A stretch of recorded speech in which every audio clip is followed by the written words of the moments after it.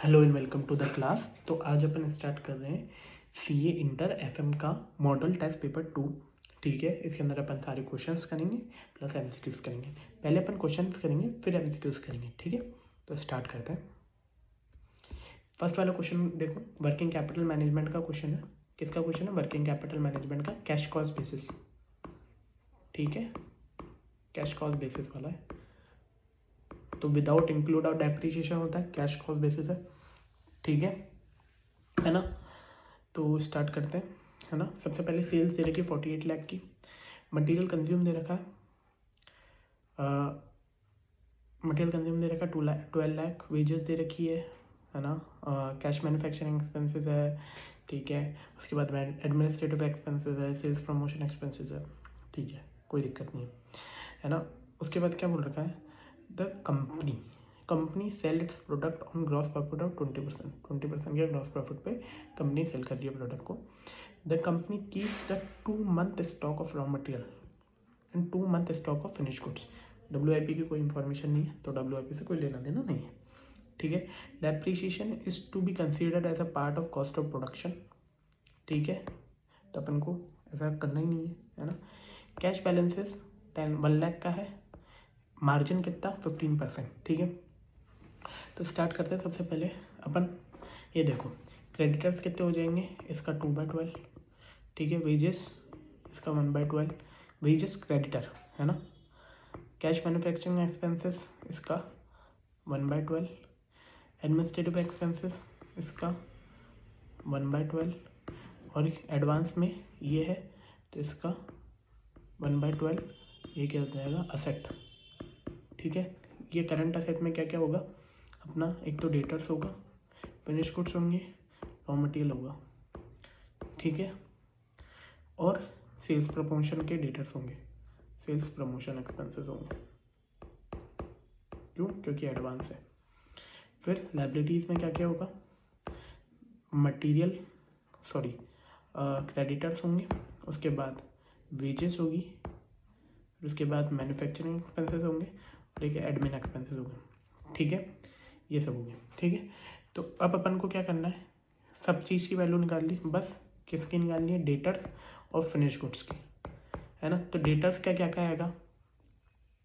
Debtors में क्या होगा? मटेरियल कंज्यूम आएगा, ठीक है, वेजेस आएगा, कैश मैन्युफैक्चरिंग एक्सपेंसेस आएगा, एडमिन एक्सपेंसेस आएगा, और सेलिंग प्रमोशनल एक्सपेंसेस आएगा, मतलब सब आएंगे। ठीक है, क्या क्या आएगा? 12 lakh plus 9,60,000 plus 12 lakh plus 3,60,000 plus 1,20,000, तो कितना हुआ? 38,40,000। ठीक है, 38,40,000, और कितने मंथ का पीरियड है? 3/12। अब अपन को क्या निकालना है? किसका निकालना है? किसका निकालना है? अपन का फिनिश गुड्स का। फिनिश गुड्स का मटेरियल कंज्यूम आएगा, ठीक है, वेजेस आएगा, और कैश मैन्युफैक्चरिंग एक्सपेंसेस आएंगे। क्या क्या आएगा? मटेरियल कंज्यूम आएगा, वेजेस आएगा, और कैश मैन्युफैक्चरिंग एक्सपेंसेस आएंगे। एडमिन एंड सेलिंग एक्सपेंसेस उसमें नहीं आते, क्योंकि वो अपन कहाँ से लगते हैं? कॉस्ट ऑफ प्रोडक्शन तक। ये क्या है? Cost of sale. ठीक है, उसका क्या करना है? उसका 2/12 करना है। ठीक है, जो भी आंसर आएगा उसका 15% मार्जिन ऐड करना है। एक बार देख लो। ठीक है, क्या क्या होगा? मटेरियल कंज्यूम है ना, वेजेस प्लस मैन्युफैक्चरिंग एक्सपेंसेस 33,60,000। ठीक है, और फिनिश गुड्स में क्या है? 33,60,000 2/12। रॉ मटेरियल में 2/12 होगा। वेजेस के अंदर 38,40,000 जो अपन ने निकाला है, 38,40,000 उसी तरीके से इसने निकाला है। ठीक है, उसके बाद सेल्स प्रमोशन एक्सपेंसेस ये आएगा, फिर कैश बैलेंसेस आएगा। ठीक है, पेबल्स जितने भी होंगे प्लस 15% का मार्जिन ऐड करके क्या होगा? टोटल वर्किंग कैपिटल निकल जाएगा। ठीक है, फर्स्ट क्वेश्चन हो गया। आगे चले, आगे चले। क्वेश्चन नंबर 2 देखो। क्वेश्चन नंबर 2 में क्या बोल रखा है? एसोसी limited has 10 lakh equity shares outstanding at the beginning of the accounting year. क्या है? 10 लाख इक्विटी शेयर्स आउटस्टैंडिंग है। The existing market price of the shares is 600. Expected dividend is 40. ठीक है, एग्जिस्टिंग मार्केट प्राइस दे रखा है, एक्सपेक्टेड डिविडेंड दे रखा है। Rate of depreciation appropriate to the risk class to which company belongs is 20%। ठीक है, मतलब रेट ऑफ कैपिटलाइजेशन क्या है?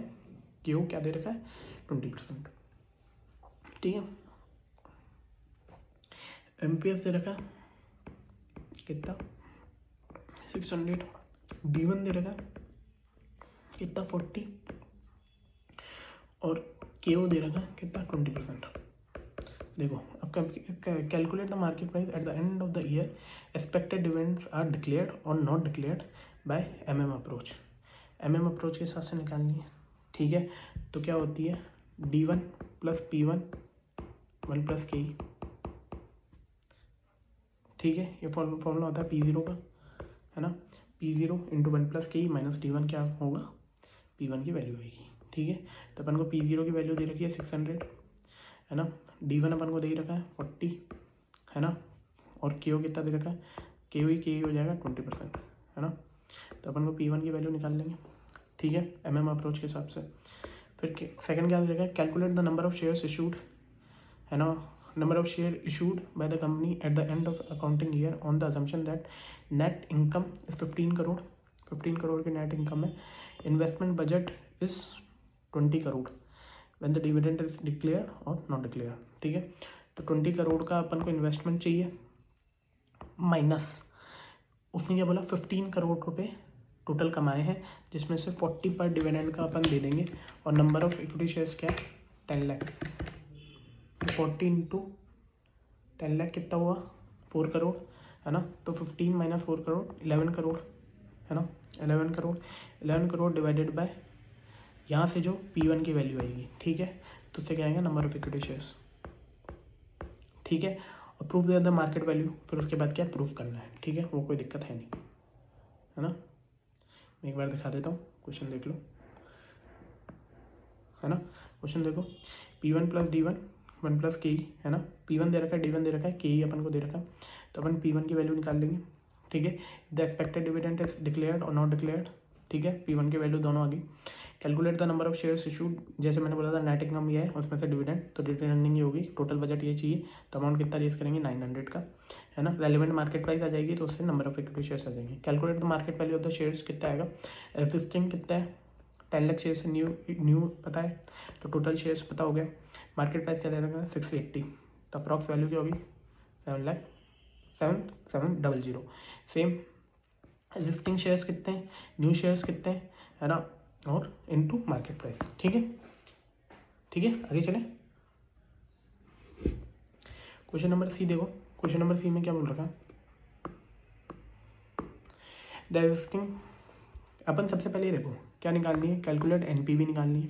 NPV निकालनी है प्रोजेक्ट की, of is about to take a presentation of secure venture capital, ठीक है, कोई दिक्कत नहीं।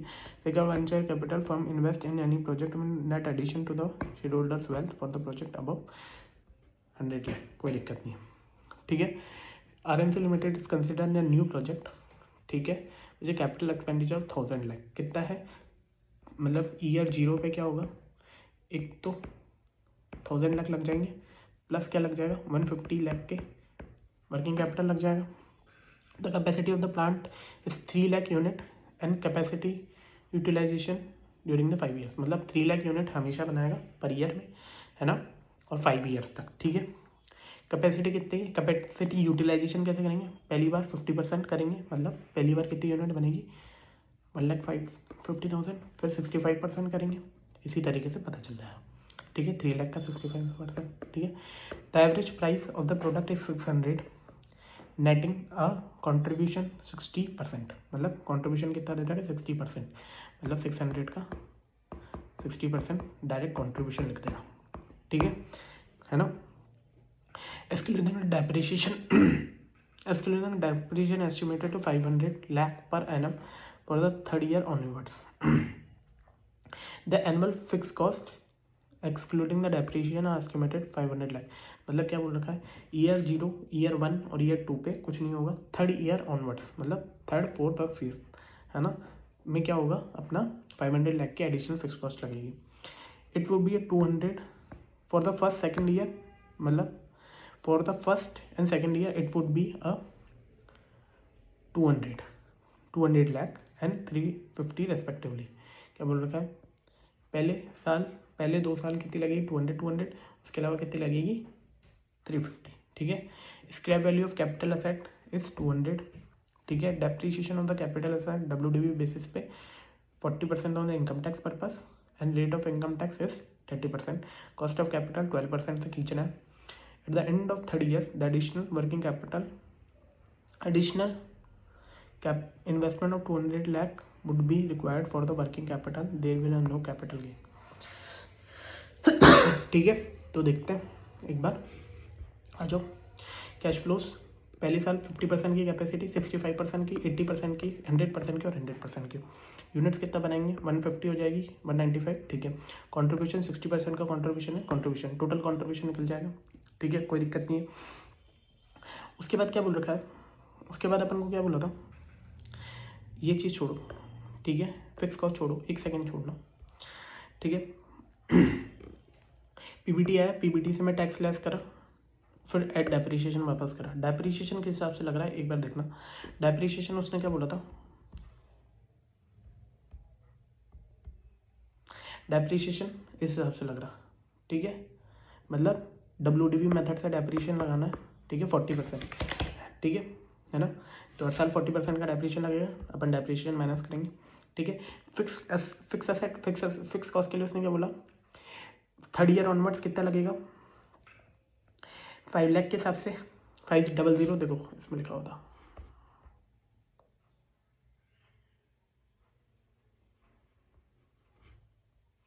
इसमें देखो यहाँ लिखा होता, the annual fix cost excluding depreciation estimated 500 lakh per year from the third year onwards, ठीक है ना।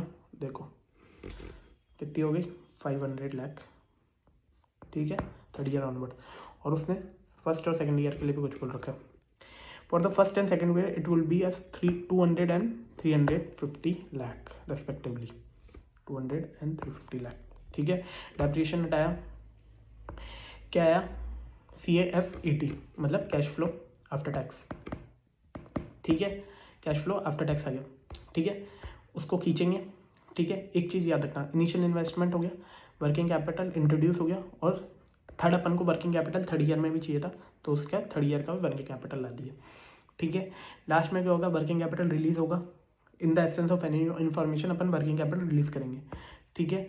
और फोर्थ ईयर में भी अपन वर्किंग कैपिटल रिलीज करेंगे, ठीक है, कोई दिक्कत नहीं है, ठीक है। आगे बढ़े, ठीक है, फिर NPV पॉजिटिव आएगी तो एक्सेप्ट कर लेंगे प्रोजेक्ट को, ठीक है। चले आगे, क्वेश्चन नंबर 2 देखो, prepare the income statement of PNQ limited, number of equity shares दे रखा है, फाइनेंशियल लिवरेज दे रखा है, डॉल दे रखा है, DFL दे रखा है, वेरिएबल कॉस्ट दे रखी है 67%, मतलब क्या हो गया, कॉन्ट्रीब्यूशन कितना हो गया 23%, और वो मतलब इसका 50% हो गया, इसका वो हो गया, ठीक है। उसके बाद क्या हो गया, इंटरेस्ट कितना रहेगा 5,50,000, उसके बाद इनकम टैक्स कितना रहेगा 30%। सबसे पहले DFL का फॉर्मूला क्या होता है, डॉल का क्या होता है, सबसे पहले डॉल का लिखो C/EBIT, ठीक है। DFL का क्या होता है EBIT/EBT, क्या चीज़ EBIT/EBT, ठीक है। EBIT क्या होता है, सबसे पहले EBIT क्या होता है, EBIT होता है, सॉरी EBT क्या होता है, EBIT माइनस इंटरेस्ट की कॉस्ट दे रखी है, इंटरेस्ट कितना हो गया 5,50,000, ठीक है, इज टू 3/1, इससे EBIT की वैल्यू निकल जाएगी, है ना। क्या क्या आ गया अपने पास, EBIT आ गया दोनों का इस फॉर्मूले से, है ना, EBIT आ गया, और अपन को क्या चाहिए, EBIT दे रखा है और डॉल का 2:1 दे रखा है, तो C भी निकाल लूँगा, ठीक है। कंट्रीब्यूशन निकाल लिया, क्या क्या निकाल लिया, कंट्रीब्यूशन निकाल लिया, EBIT निकाल लिया। कंट्रीब्यूशन कैसे निकालता है, sales minus variable cost is to contribution, variable cost क्या बोल रही है 0.67 ऑफ सेल्स, ठीक है। तो इससे सेल्स की वैल्यू निकल जाएगी, पूरा इनकम स्टेटमेंट बन गया, ठीक है। एक बार दिखा देता हूँ, आ जाओ क्वेश्चन देखो कहाँ से, DFL से।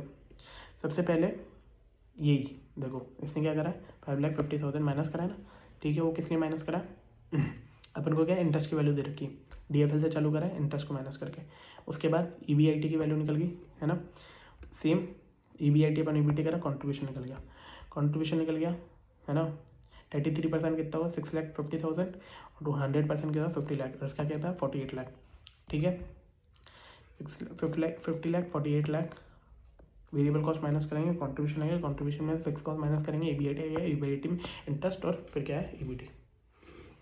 ठीक है, नेक्स्ट क्वेश्चन देखो, नेक्स्ट क्वेश्चन देखो एक बार। GT Limited is willing to expand a business in which it requires additional finance of 50 lakh। 50 lakh का एडिशनल फाइनेंस चाहिए। At present the capital structure of the company is as under, क्या बोल रखा है, 7 लाख के equity share है, at the rate 10 each, 10% debenture है, at the rate कितने 63 लाख के, 12% का टर्म लोन है 54 लाख का, रिटेन अर्निंग के तरह के 1 crore 30 lakh. At present the company has EBIT कितना देगा 54 lakh. However the company after expansion expect ROI कितना 2%, क्या बोल रखा है 2%, greater than the present ROI। Interest rate income tax rate कितना दे रखा है 30%। The following are the 2 option for getting additional finance, क्या बोल रखा है, या तो लोन से कर लो या फिर रेज द 1 लाख के इक्विटी शेयर्स ले लो, फिर क्या बताना है, point out the market price of the equity if the PE ratio is 10। ठीक है, इन दोनों के सबसे पहले EPS निकाल लेना। ठीक है, रिकमेंडेड सूटेबल, जिसकी प्राइस सबसे ज़्यादा रहेगी वो कर लेंगे। ठीक है, तो EPS निकालना इजी है, sales minus variable cost is contribution minus fix cost is to EBIT minus interest, EAT divided by number of shares, तो क्या आएगा EPS।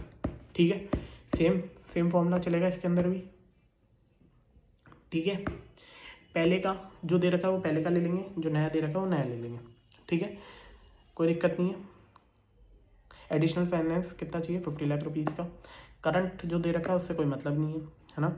At present EBIT 54 lakh है। However the company after expansion expect ROI 2% greater than the present ROI। The income tax rate is 30 lakh. ठीक है, अभी कितना पैसा लगा रखा है ये देखो, ये चीज़ का एक बार देखना, अभी कितना पैसा लगा रखा है भाई, 70 लाख तो ये हो गए, टोटल कितने हो गए 70 लाख ये हो गए, प्लस 63 लाख का ये हो गया, 54 लाख का ये हो गया और 1 करोड़ 30 लाख का ये हो गया। ठीक है, तो प्रेजेंट ROI निकाल लो, 70 प्लस 63 प्लस 54 प्लस 130 तो कितना हुआ, सॉरी 70 प्लस 63 प्लस 54 प्लस 130, 317 का करंट हो गया, जिसमें से EBIT कितना कमाया, कितना 54 लाख, 54 डिवाइडेड बाय 317, तभी कितना कमाते हैं अपन, सॉरी 54 डिवाइडेड बाय 317, अभी कितना कमाते हैं 17.03, उसमें 2% और ऐड कर लेंगे तो कितना हो जाएगा 19.03% अपन कमाएंगे। ठीक है, मतलब EBIT कितना चेंज हो जाएगा 50 लाख डिवाइडेड बाय 9,51,735 को EBIT ऐड हो जाएगा। ठीक है, मैं आपको टोटल दिखा देता हूँ कैसे होगा। क्वेश्चन नंबर कौन सा था ये,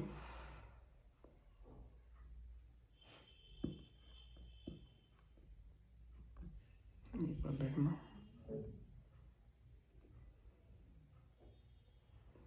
ठीक है, देखो टोटल 317 कितना आया 17.03, जैसे मैंने निकाला तो कितना है 19.03, प्रेजेंट प्लस कितना हो जाएगा 19.03% हो जाएगा टोटल में, फिर कितना हो जाएगा 69,84,010, कितना हो जाएगा 69,84,010 सेम हो जाएगा, इंटरेस्ट अपन माइनस कर देंगे। ठीक है, EBT आ जाएगा, EAT divided by number of shares equals to P, है ना। और डिसीजन मेकिंग कैसे करेंगे, तो option is by better may be opted both EPS and MPS are higher, जिसका EPS पहले जिसका MPS हायर होता है वही लेता है वैसे तो। ठीक है, क्वेश्चन नंबर 3 देखो, क्वेश्चन नंबर 3 में क्या बोल रखा है, क्या क्या निकालना है, एक सबसे पहले रिक्वायरमेंट देखो क्या क्या है, इन्वेंट्री टर्नओवर रेशियो निकालना है, एक चीज़ in days for the current year. ठीक है, डेज में मतलब अपन को क्या करना है,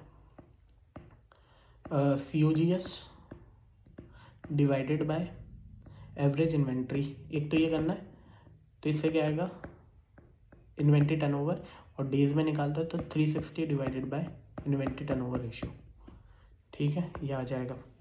रिसीवेबल टर्नओवर रेशियो निकालना है, सेम सेल्स की जगह रिसीवेबल है तो credit sale divided by average receivable और 365 ऊपर की साइड। फिर उसके बाद क्या निकालना है, calculate the projected receivable inventory, और ये सब निकालना है, ठीक है। तो क्या क्या चीज़ें दे रखी है। EOC limited is a listed company, has below average financial statement, ठीक है।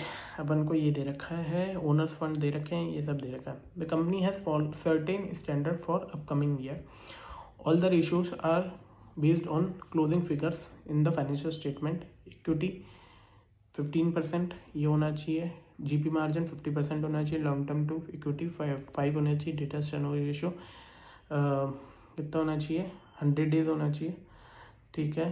क्रेडिटर इतना होना चाहिए। Cash balances is assumed that remain same. अपन को करंट ईयर का निकालना है, ये तो बात का है ना, अपन को करंट ईयर का निकालना है, तो करंट ईयर का जैसे जैसे फॉर्मूला है उसमें डालते जाओ बस, और कुछ नहीं। देखो सबसे पहले अपन को किसका निकालना है, COGS वाले का, 76,40,000 divided by average inventory. Average inventory क्या है, इन्वेंट्री कितनी दे रखी है, 38,60,000। In the absence of current opening inventory अपन ये ले लेंगे 38,60,000, 3860, ठीक है। इसका जो आंसर आया उसको 360 से डिवाइड कर देना, ठीक है। ये आगे इन्वेंट्री सेम अपन डेटर्स निकाल लेंगे, है ना। और कैलकुलेट द प्रोजेक्टेड रिसीवेबल कितना होना चाहिए, इन्वेंट्री कितनी होनी चाहिए, पेबल्स कितना होना चाहिए, और लॉन्ग टर्म डेब्ट्स कितना होना चाहिए, ठीक है। तो जिस हिसाब से इसने बोला है उस हिसाब से कर लो, कोई दिक्कत नहीं है, ठीक है। एक बार इन्वेंट्री के लिए क्या बोल रहा है, 70% ऑफ द ओपनिंग इन्वेंट्री, ये क्या है, प्रोजेक्टेड है ये भी, ठीक है। तो एक बार देख लो क्या बोल रहा है, 38,60,000 इंटू 365 डिवाइडेड बाई 7,64,000, ठीक है। 38,60,000 कैसे आया, देखो इन्वेंट्री क्या दे रखी है, 38,60,000, है ना। COGS 185 डेज आ गया, इसमें 117 डेज आ गया, ठीक है। उसके बाद क्या बोल रखा है उसने, क्या बोला, अपन को सब कुछ कैलकुलेट करना है ना, ठीक है। क्या करना है, सब कुछ कैलकुलेट करना है। तो देखते हैं, आ जाओ एक बार।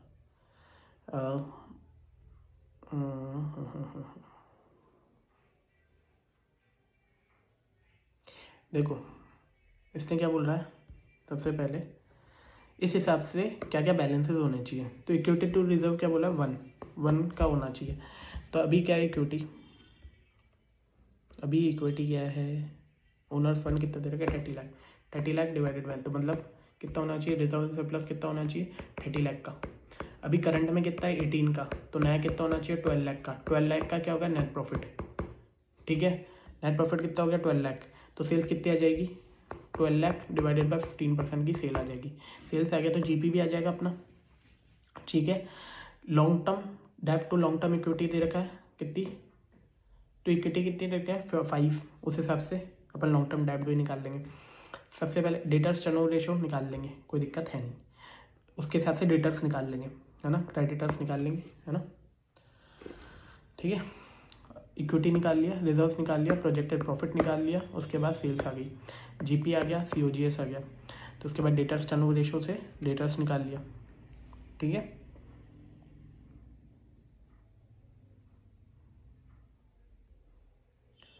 ठीक है, क्लोजिंग इन्वेंट्री क्या बोल रहे हैं, 70% ऑफ द ओपनिंग इन्वेंट्री, 38,60,000 अब ओपनिंग हो जाएगा, वो चीज़ दे रखी है। उसके बाद क्रेडिटर्स अपन निकाल ही लेंगे, कोई दिक्कत नहीं है ना। एक चीज़ दिखाना चाह रहा था, हाँ, जो देखो इक्विटी एंड कैपिटल कितना हो गया, 60 लाख रुपीज़ का अभी करंट में हो गया, तो डेब्ट कितना हो जाएगा, 0.5 ऑफ टोटल, है ना, ठीक है, कोई दिक्कत नहीं है, आगे चले।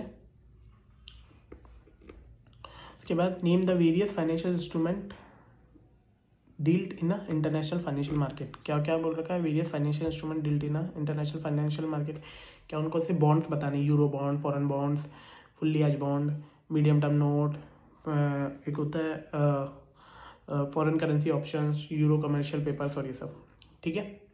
नेक्स्ट क्या बताना है, write a short note of inter relationship between investment, financing and dividend, कि भैया इन्वेस्टमेंट डिसीजन क्या होता है, पैसा कहाँ पे इन्वेस्ट होगा, फाइनेंसिंग क्या होता है, कहाँ से पैसा आएगा, और डिविडेंड डिसीजन क्या होता है, कितना पैसा डिस्ट्रीब्यूट करना है।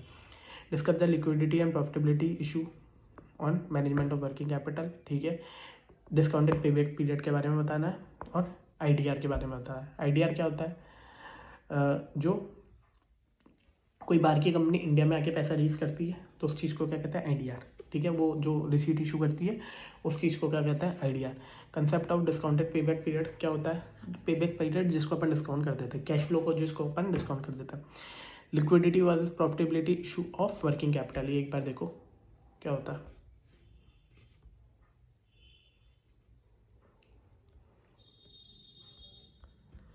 देखो, working capital entails a control over monitoring of working capital, that is cash, marketable securities, debtors, creditors, etc.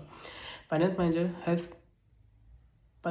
pay a particular attention on level of current asset and current liabilities। क्या बोल रखा है भाई, मैं आपको सीधा सीधा बताऊँ, भैया अपने पास इतना पैसा होना चाहिए कि अपन कभी भी अनसर्टिनिटीज आ जाए ना उसमें अपन पैसा दे सके, पर इतना ज़्यादा भी नहीं होना चाहिए कि अपन पैसा सिर्फ पड़ा रहे और उसको अपन कहीं पे इन्वेस्ट नहीं करें और प्रॉफिट नहीं कमा सके, उस चीज़ को मेंटेन करना पड़ता है, ठीक है। डिस्काउंटेड पेबैक पीरियड के बारे में आपको बता ही रखा है, ठीक है, ठीक है। पेबैक पीरियड क्या होता है, कितने पैसे में आप कितने दिनों में अपना पैसा रिकवर हो जाएगा, ठीक है। तो उसको जब डिस्काउंट कर देते हैं उसके कैश फ्लो को, तो वो क्या कहलाता है, डिस्काउंटेड पेबैक पीरियड, ठीक है। आईडीआर मैंने आपको बता ही दिया, ठीक है। अब इसमें क्या रह गया, ठीक है, क्या चीज़ रह गई वो देखो, इसमें आपकी क्या रह गया, एक बार सिर्फ एमसीक्यूज रह गए।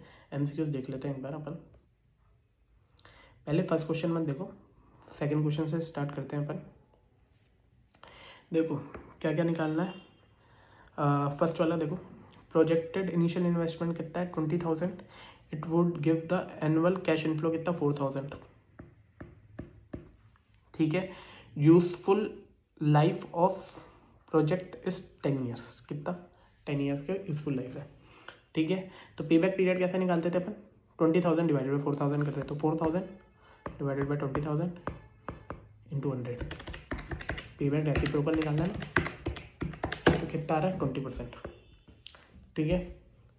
उसके बाद क्या निकालना है, इस वाले क्वेश्चन में डॉल निकालना है। डॉल का क्या फॉर्मूला होता है, C/EBIT, ठीक है। क्या क्या दे रखा है इसमें, सेल्स दे रखी है, ब्रेक इवन सेल्स दे रखी है, कैसे निकालेंगे, कुछ सोचो कैसे निकालेंगे, ठीक है। ब्रेक इवन सेल्स क्या होती है, जहाँ पे अपना पूरा पैसा रिकवर हो रहा है, ठीक है, मतलब इतना पैसा आ रहा है कि अपना फिक्स कॉस्ट तक रिकवर हो रही है, ठीक है। मतलब कितना पैसा आ रहा है, सेल्स माइनस वेरिएबल कॉस्ट माइ is equals to contribution, contribution minus fix cost is equals to EBIT। EBIT क्या हो गया यहाँ पे 0, ठीक है। EBIT क्या हो गया 0, ठीक है। टोटल सेल्स क्या दे रखी है, 10 lakh, sales break even sales क्या दे रखी है, 6 लाख, तो बन को क्या निकालना है, डॉल निकालना है। तो MOS क्या हो गया, इसकी मार्जिन ऑफ सेफ्टी क्या होगी, 4 लाख की मार्जिन ऑफ सेफ्टी होगी, ठीक है। मार्जिन ऑफ सेफ्टी क्या होता है, 1 डॉल, सही बोल रहा हूँ ना, 1 डॉल ही तो होता है मार्जिन ऑफ सेफ्टी, है ना। मार्जिन ऑफ सेफ्टी का परसेंट कितना हो गया, 4 लाख डिवाइडेड बाय 10 लाख, कितना हो गया, 40%, तो 1/40% कर लो, कितना होगा, 1 डिवाइडेड बाई 40, कितना आ रहा है, 2.5, ठीक है ना। नेक्स्ट क्वेश्चन देखो, Renu and company has issued a debenture, कितने 10% के, हैविंग फेस वैल्यू कितनी है, 100 for 10 lakh. The debenture is expected to be sold at 5% discount, it will also involve a flotation cost of 10 per share. क्या निकालनी है, calculate the cost of debenture if the tax rate is 30%। क्या निकालनी है, cost of debenture निकालना है, tax rate कितना जाएगा, 30%। Debenture are to be redeem at a premium of 10%, ठीक है। ठीक है।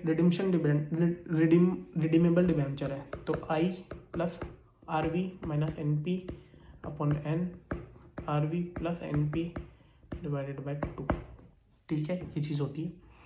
देखो क्या बोल रखा है, debenture are expected to be sold for 5% discount, मतलब अभी एंड नेट प्रॉफिट कितना हो जाएगा, 5% डिस्काउंट कितना हो जाएगा, 95 रुपीज़ का नेट प्रॉफिट हो जाएगा एन पी, ठीक है। और रिडीमेबल कितना, 10% प्रीमियम, मतलब रिडीमशन वैल्यू कितनी हो जाएगी, 110 रुपये की, ठीक है। टैक्स रेट दे रखा है तो 1 माइनस टी कर दो यहीं पे, आई इंटू 1 माइनस टी, ठीक है। सॉल्व करो एक बार खुद, ठीक है। सॉल्व करा, 10 into 1 minus 30% plus R V कितना हो गया 110 माइनस एन पी कितना हो गया 95 divided by number of years कितना है after 10 years divided by 110 plus 95 divided by 2, ठीक है। कैलकुलेट करो अब,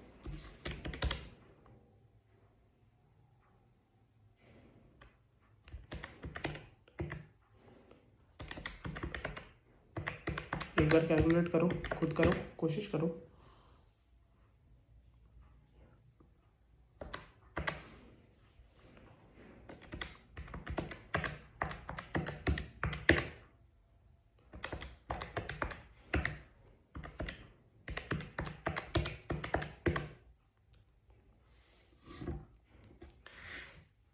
करा, कितना आ रहा है 8.25, ठीक है। आंसर एक बार अपन देखेंगे, ठीक है। एक बार इन तीनों के आंसर चेक कर लो पहले, 2, 3 और 4 के क्या क्या आ रहा है, सी, सी और ए।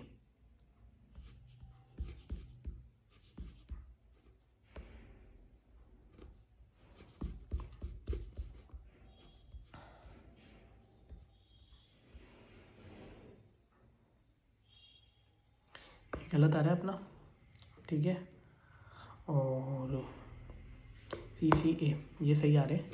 क्या हो रहा है इसमें, नेट प्रोसीड 85 लिया है इसने, अपन ने नेट प्रोसीड क्या लिया है 95, क्यों लिया है भाई अपन ने 95, सोल्ड डिस्काउंट ऑफ 5%,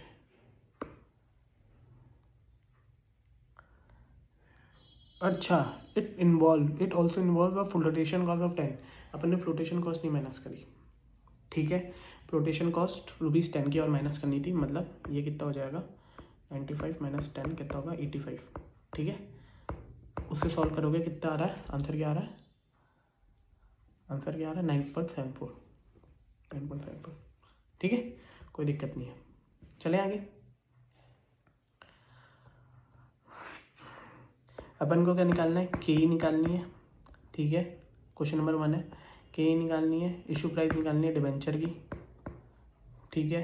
उसके बाद एस्टिमेट करना है cost of debenture issued by the using approximation method, approximation method से वही आई वाला मेथड है ना, cost of preference shares using approximation method, और बेस्ट रिप्रेजेंट क्या निकालना है, ओवरऑल कॉस्ट ऑफ कैपिटल, ठीक है। आ जाओ, देखो Tiago Limited is all equity finance company as engaged in the manufacturing of batteries, electric vehicles. These are surged into demand and their product due to the raising the oil prices. The company was established 5 years ago with the initial capital of 10 lakh, and since it has raised the IPO taking a total paid up capital कितना हो गया 1 करोड़, ठीक है, कोई दिक्कत नहीं है। Comprises of fully paid equity shares of 10 each. The company currently undistributed reserve कितना 60 लाख का मेरे पास रिजर्व पड़ा है, ठीक है। ये क्या हो गई retain earning. The company has a following constant dividend pay out ratio policy कितना है 40% ऑफ द अर्निंग का अपन डिविडेंड देता है। The retain earning of the company are going to provide a return of equity 20%, मतलब return of equity क्या ROE 20% की।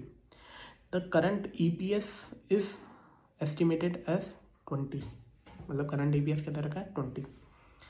Prevailing a P ratio on, P ratio क्या है 15, ठीक है, पी रेशियो क्या हो गया 15। अपन को सबसे पहले क्या निकालना है, ओके के ही निकाल दिया है ना, क्या निकालना है के, ठीक है। The company wants to expand its capital base, मतलब इससे क्या निकल जाएगा, एमपीएस निकल जाएगा, मार्केट प्राइस निकल जाएगी, ठीक है ना। तो एक तरीका होता है 1/P रेशियो इज टू के, ठीक है, 1/P रेशियो इज टू के। ओके आगे चलो। The company wants to expand its capital base raising the additional capital fund of the डेप्ट preference and equity mix. The company raise additional fund कितना चाहिए, 1,20,00,000 का। टारगेट कैपिटल रेशियो कितना है, borrowed fund is 4:1 post to the fund raising activities, ठीक है। Borrowed fund कितना होना चाहिए, 4:1 होना चाहिए। कैपिटल गियरिंग कितना होना चाहिए, 0.4x होना चाहिए, ठीक है, कोई दिक्कत नहीं है। द एग्जिस्टिंग डेप्ट market are going to the pressure due to the ongoing RBI action, NPS commercial bank और ये सब। Due to the challenging and raising the debt fund, the company is going to offer 100 face value debenture attractive yield of 9.5% and coupon rate कितना होगा 8%। 8% का coupon rate होगा, अपन को coupon rate से मतलब है, यील्ड से अभी कोई मतलब नहीं है। Issue expenses will be 4% of the proceed, मतलब कितना हो गया 4% ऑफ द प्रोसीड, कितना होगा 100 माइनस 4%, ठीक है। Preference shares are 1000 offering dividend as 10%. Preference shares are issued at the premium of 5% and redeem at the premium of 10% after debenture, ठीक है, कोई दिक्कत नहीं है, ये भी कर लेंगे। The CFO of the company evaluate the best suitable option, evaluate करेंगे और 7 ईयर बाद it will generate after marginal operating cash flow is 25 lakh and marginal tax rate कितना दे रखा है 27%। सबसे पहले अपन क्या निकालते हैं, प्रेफरेंस शेयर्स केपी, जो सीधा सीधा देखा। केपी की इशू प्राइस, डिविडेंड कितना है 10 रुपीज़, नहीं 10% है तो 100 रुपीज़ का डिविडेंड हो गया, D1 है ना। Preference shares are to be issued at a premium of 5%, ठीक है, तो क्या हो गया 1000 का 5%, इशू प्राइस कितना हुआ 1050 इशू प्राइस। रिडीम्शन वैल्यू क्या दे रखी है 10%, तो 1000 का 10% कितना हुआ 1100, ये क्या हो गई आरबी। फॉर्मूला लगाओ 100 plus 1100 minus 1050 divided by 10, 1100 plus 1050 divided by 2, ठीक है। करो कोशिश करो एक बार, आंसर क्या रहा है आपका। सबसे पहले केपी निकाल लेना अपन,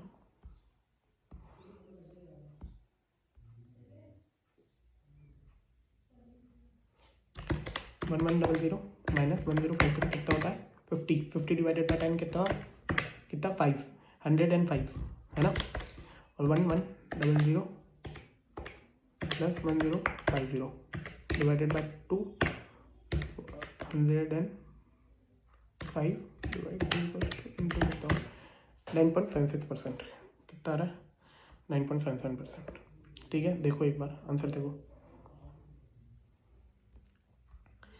सबसे पहले अपन ने कौन सा करा क्वेश्चन 9.77%, ठीक है। चले आगे क्वेश्चन नंबर, अब अपन करेंगे क्या कर रहे हैं, क्या निकाल रहे हैं, कॉस्ट ऑफ डिबेंचर। तो अपन देख रहे थे क्वेश्चन नंबर 3, तो क्वेश्चन नंबर 3 में क्या है, अपन को केडी निकालना है ना, केडी निकालना है, तो उसके अपन को इशू प्राइस चाहिए पड़ेगी, आरवी चाहिए पड़ेगी और आई चाहिए पड़ेगा, ठीक है। देखते हैं क्वेश्चन में क्या क्या दे रखा है अपन को, क्वेश्चन में क्या क्या दे रखा है। यहाँ पे क्या बोल रखा है, यहाँ पे क्या बोल रखा है, देखो यहाँ पे क्या बोल रखा है, रिडीम्शन वैल्यू तो दे रखी है रिडीम्पशन वैल्यू तो 100 है, प्लस अपन को इशू प्राइस नहीं पता, ठीक है, इशू प्राइस निकालनी पड़ेगी क्योंकि 9.5% की यील्ड बताई है, ठीक है। तो इशू प्राइस निकालते हैं अपन। Issue price is equals to present value of interest plus present value of redemption value, है ना। इंटरेस्ट कितना दे रखा है 8 है ना, डिवाइडेड बाय 95%, ठीक है। इससे डिवाइड करके अपन उसकी प्रेजेंट वैल्यू निकाल लेंगे, ठीक है।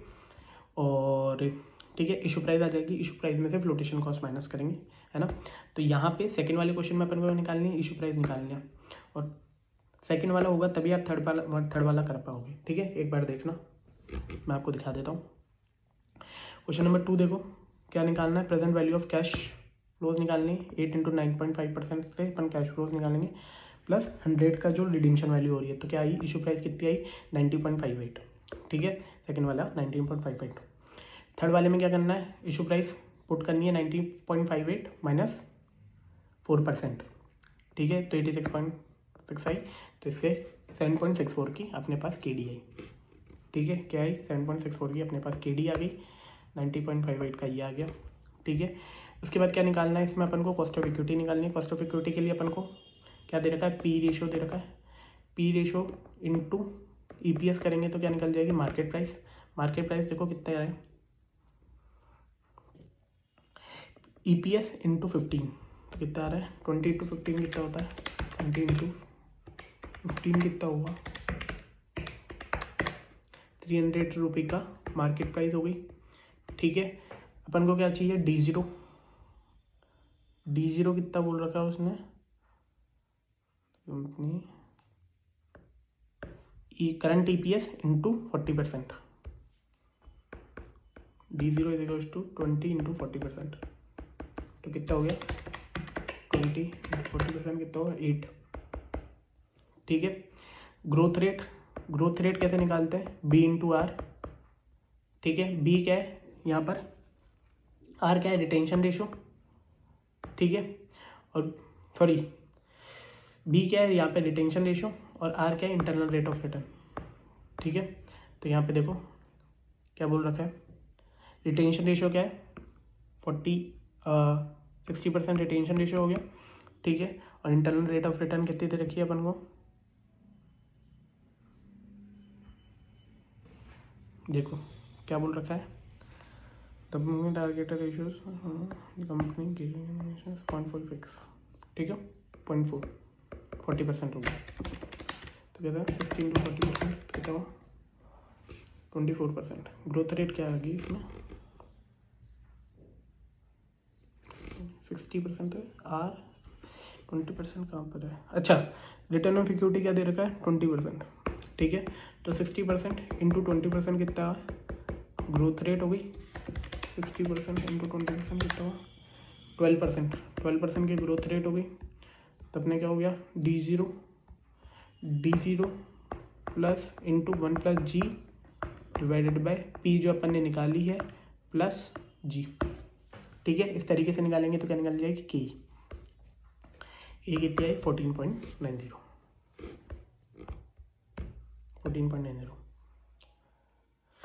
ठीक है। सारे क्वेश्चंस हो गए, है ना। Thank you, have a nice day. और ऐसे ही पढ़ते रहना, सीखते रहना, और ऐसे ही फॉलो करके रखना। फॉलो, लाइक शेयर सब्सक्राइब करें, और भी कोई क्वेश्चन में डाउट हो तो मुझे बता दीजिएगा, ठीक है। Thank you, have a nice day.